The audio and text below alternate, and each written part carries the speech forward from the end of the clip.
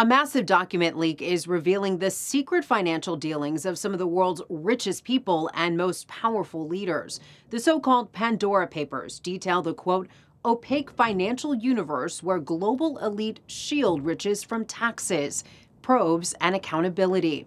The Washington Post has joined more than 140 other news organizations to publish and analyze the trove of files. The documents were first obtained by the International Consortium of Investigative Journalists. They include nearly 12 million financial records related to more than 29,000 offshore accounts. Debbie Cenziper joins us now from Washington. She's a Pulitzer Prize-winning investigative reporter for The Washington Post. She's also the director of investigative reporting at Northwestern University's Medill School of Journalism. Debbie, great to see you. A lot to get to, but first, the Pandora Papers investigation looked at 14 cases involving current country leaders. What were some of the more significant revelations? Sure. Thanks for asking, and thanks for having me. The Pandora Papers is based on secret financial records from 14 offshore providers around the world.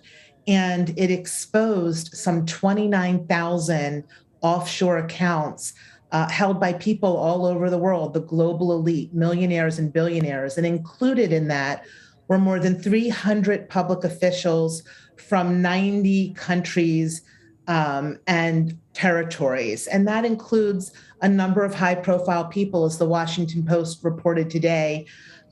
We had a story on the King of Jordan.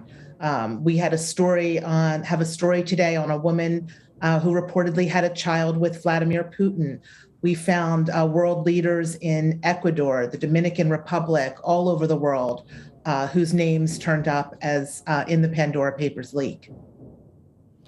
Can you briefly explain how the offshore financial system works and why it's connected to criminal activity? Sure. I mean, people legally move money offshore to manage wealth. There's nothing wrong with doing that per se.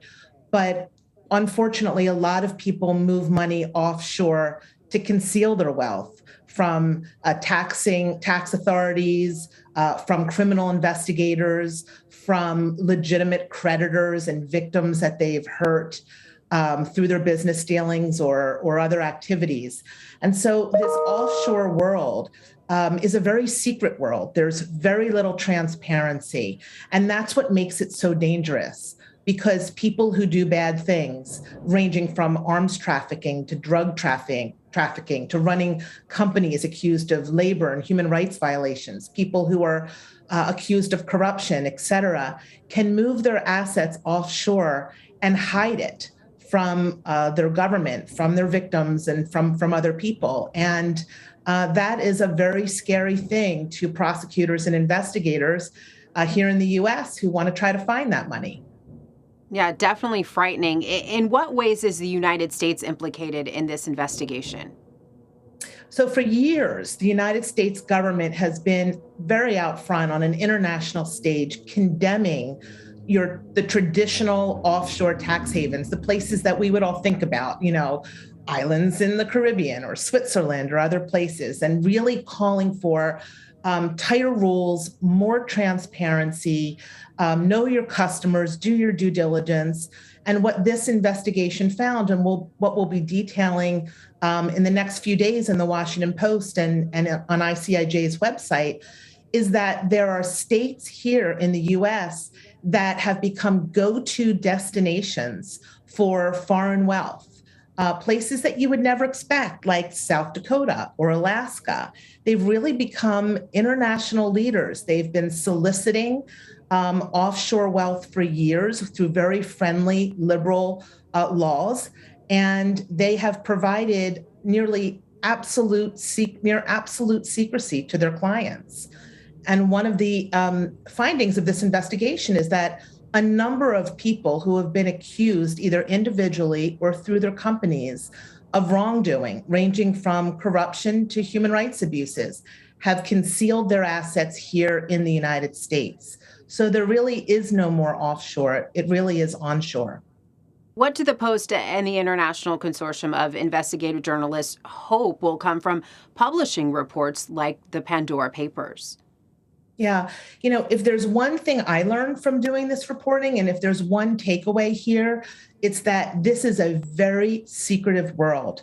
There is very little transparency. And that is a dangerous thing because if we can't track money used by criminals, it can lead to a lot of bad things, as we know in the United States. And so after 9/11, the federal government really did a lot to shore up the due diligence requirements of banks. Not a lot of attention has been placed on other industries like the trust industry here in the US, which we're writing about in tomorrow's paper. And so there are things that can be done through laws and regulations that can kind of close the gaps here and make this world of offshore financing a little bit more transparent and a little bit safer. A lot of fascinating reporting that we'll be watching for sure for days to come. Debbie Cenziper, thank you. Thanks for having me.